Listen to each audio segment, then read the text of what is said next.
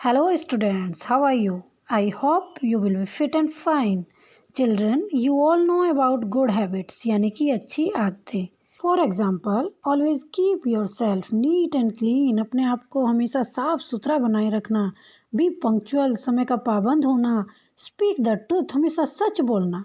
Respect and obey our teachers, parents and all elders, etc. etc.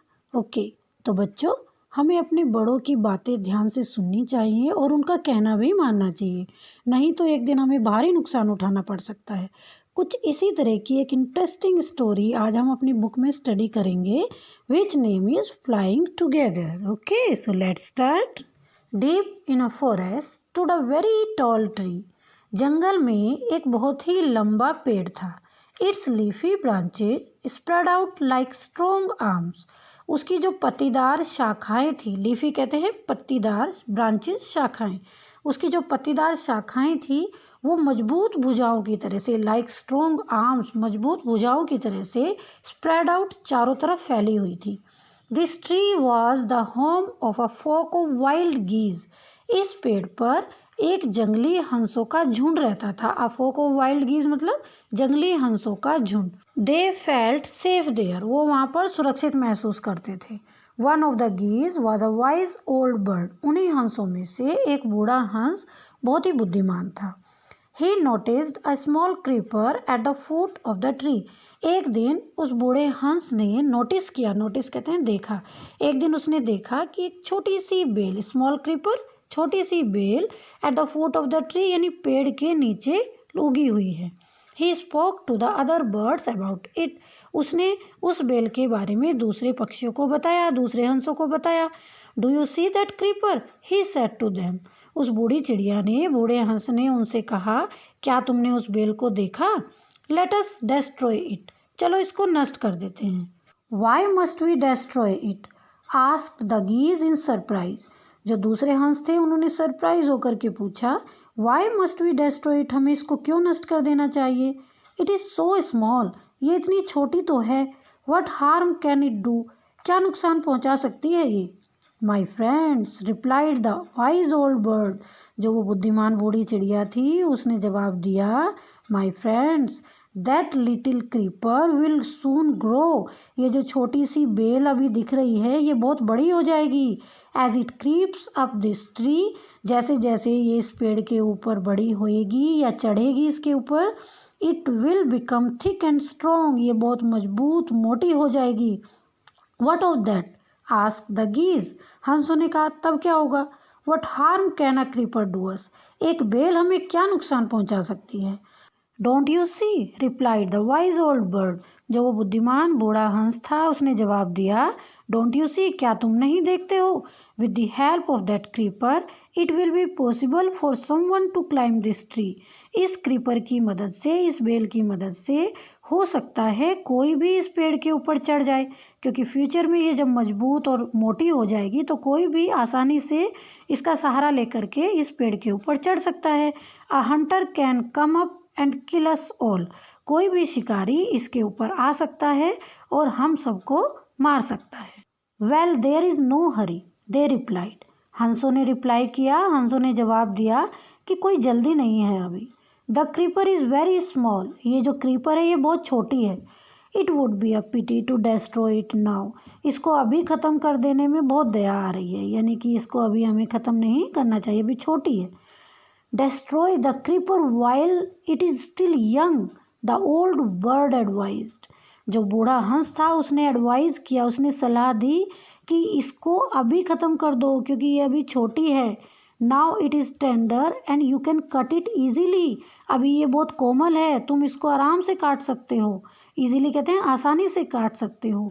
Letter it will become hard and you will not able to cut it, बाद में ये बहुत सख्त हो जाएगी, तब तुम इसको नहीं काट सकते। Will see answered the birds. दूसरी चिड़ियाओं ने आंसर दिया, जवाब दिया, देखेंगे देखेंगे। But they did not destroy the creeper, लेकिन उन्होंने उस क्रीपर को ख़त्म ही नहीं किया, नष्ट नहीं किया। They forgot the wise old bird's advice, और वो उस बूढ़ा जो हंस था उसकी सलाह को भूल गए। एज द क्रीपर ग्रू, जैसे जैसे वो बेल बढ़ने लगी, it began winding it's way up the tree.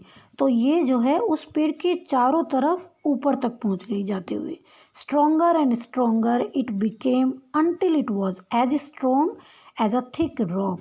और ये और मजबूत होती चली गई जब तक कि ये एक मोटी रस्सी जितनी मजबूत नहीं हो गई। One morning when the geese had gone out in search of food, a hunter came to the forest। एक सुबह जब ये सारे हंस खाने की तलाश में बाहर गए तो एक शिकारी उस जंगल में आ गया। So this is where the wild geese live, he said to himself. He मतलब वो शिकारी, तो उस शिकारी ने खुद से कहा, ओहो, तो ये है वो जगह जहाँ पर जंगली हंस रहते हैं। When they come back in the evening, I shall catch them। जब वो शाम को वापस आएंगे तो मैं उनको पकड़ लूँगा। The hunter climbed up the tree with the help of the creeper। वो जो हंटर था वो उस पेड़ के ऊपर चढ़ गया और उसी क्रीपर के सहारे से चढ़ा, क्योंकि वो रस्सी का काम कर रही थी ना। He got to the top and spread his net there। वो ऊपर चोटी तक पहुँच गया पेड़ की और वहाँ पर अपना जाल उसने फैला दिया। Then he climbed down and went away। तब वो नीचे आया और चला गया। In the evening the geese returned home। और शाम को जब वो सारे हंस अपने घर वापस आए, यानी उस पेड़ पर आए, they did not notice the net। उन्होंने उस नेट को नोटिस नहीं किया, उस जो जाल था वो दिखाई नहीं दिया उनको। As they flew into the tree। और जैसे ही वो पेड़ में अंदर आए, they were trapped। वो जाल में फंस गए। They struggled hard to get out but could not।